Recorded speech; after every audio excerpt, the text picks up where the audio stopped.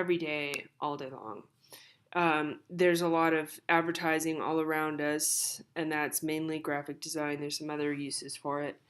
But it isn't fine art. It is not, it's distinctive from painting and drawing and those things. But it is part of the art world. It's partly, these people are highly trained, generally speaking, and they're using our elements and principles of design, the principles of design, the elements of art, and the principles of design, basically to evoke a specific response. All right, so first thing is signs and symbols. I'm going to get into all these terms. You can look back over these. So the graphic designer, he's trying to control the meaning as much as possible, and he's trying to get a specific message across. So a graphic designer, a really good one, can make a very good living. And it's very hard to become very good at this because you have to have creativity and an eye, and you also have to understand a lot of the visual language. You have to be very sophisticated.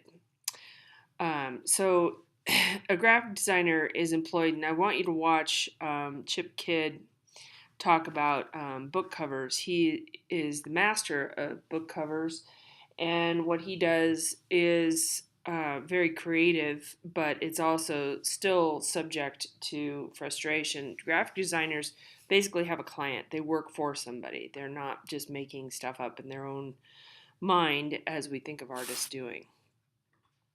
So two things that really changed graphic design and the uses for it, or the amount of graphic design that's out there, is the printing press and industrial revolution. And I usually include this in a question somewhere, so this is very important to consider.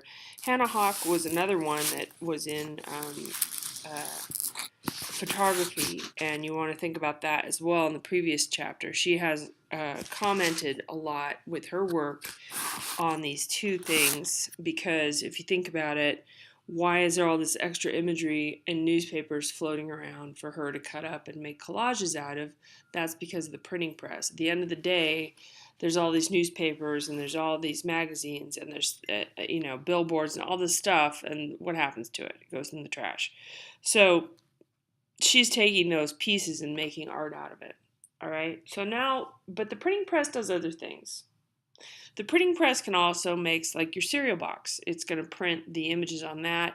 It's going to print the images on the side of a bus. Not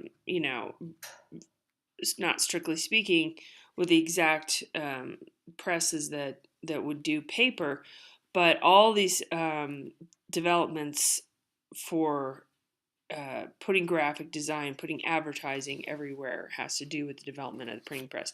Originally, the printing press printed the Bible and printed some basic books or one-page newspapers. Newspapers used to be just like a broadsheet, just one sheet of paper. You can see that sometimes if you go to a historic area, they'll show you what those look like.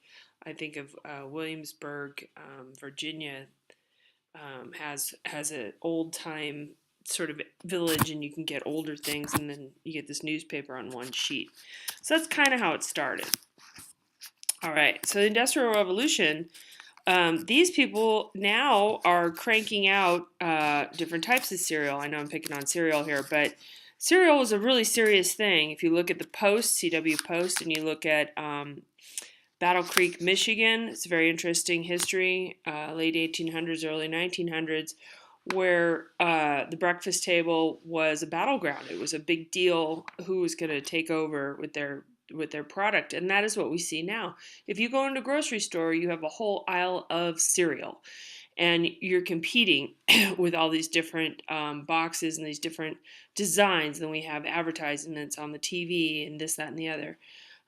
Previous to this, when you think about the early 19th century, or, whatever, 2,000 years ago in Rome, there was not cereal per se. There was maybe oatmeal, or there was something that was cooked at home, or, eggs and toast or something like that. There was not this cereal bought in a box. So that's a very revolutionary thing. That's the industrial revolution. That's mass production.